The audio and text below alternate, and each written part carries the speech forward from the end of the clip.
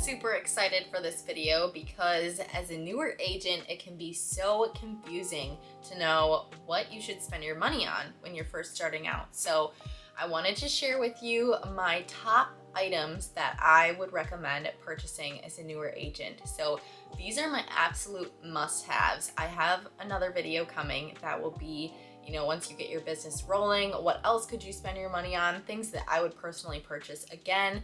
And then I also have a video coming that is going to be things that I have purchased that I regret or that I would not purchase again and not recommend. So I hope that these videos are super helpful, and let's just jump right in. One of the first things that I would recommend purchasing as a newer agent are business cards, and I personally get mine from Canva. I have gone through like 4 designs at this point. So your company might offer you some business cards for free for starting out, which my company did, and I am so grateful. I like to leave those at showings when I go. But when I send out personal notes or I hand them off to people, I like to give them my design because I just feel like it reflects my personality a little bit better, and you can get them for pretty cheap on Canva and Vistaprint. So highly recommend having business cards on hand when you first start. My next must-have is cards or blank stationery. These are so good to have when you're first starting out. I think sending personal notes when someone has had something exciting happen, you can send them a congratulations, you can send them a happy birthday card. There are so many possibilities, and it just gets your name in front of your database again to remind them that you're an agent. So I personally got these on Amazon. I want to say it was like 150 pack of them. So I really like having a bulk stock on hand so that I can write a bunch of notes each month and send them out to all my people, and I usually get a pretty good response. They usually text me back, thank you so much for the card. Sometimes we get to chat a little bit more, which is really nice. My next must-have kind of goes along with the last one, but those are number 10 envelopes. These will fit in 8.5 by 11 sheet of paper, so I use these typically for my quarterly mailings. I like to send out a newsletter to my database 3 or 4 times a year, and I use these quite a bit, and I got these from Walmart. They are just the number 10 envelopes, privacy tint, 150 count. So I think this was $5. I just love sending mail and receiving mail. I'm sure you will get that with the theme that we have going on. Sending personal notes, sending mailings, I think is a really great way to connect with your database when you're first starting out. And if you're gonna be sending out mailings, you are going to need stamps. So I just get mine from USPS.com, or I will go to Office Max.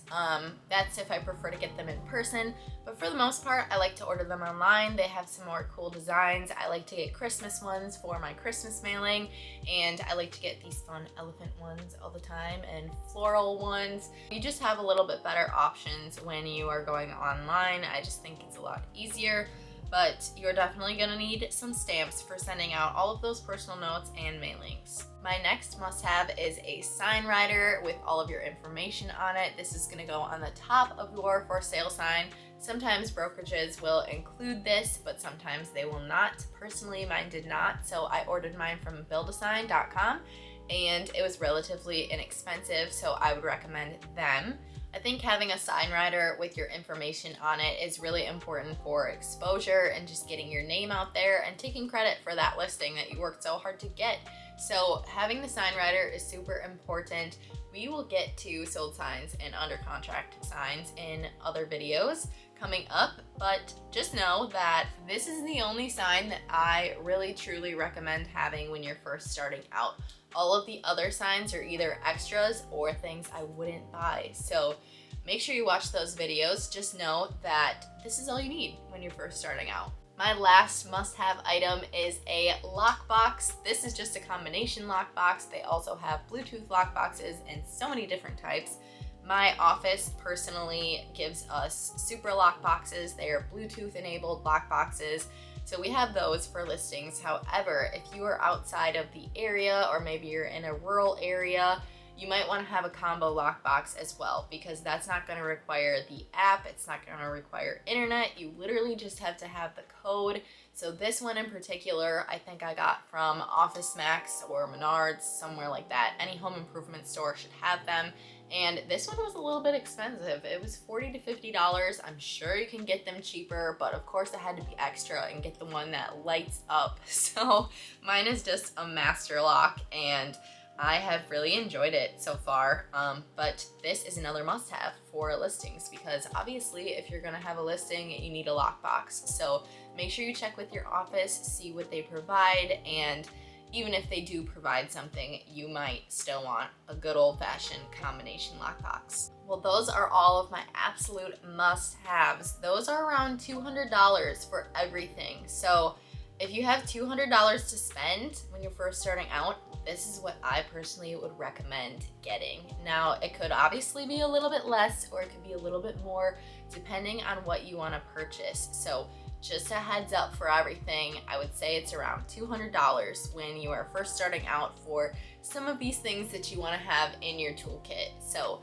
we will get to it, like I said, in another video on things that I would recommend buying once you have got yourself rolling a little bit.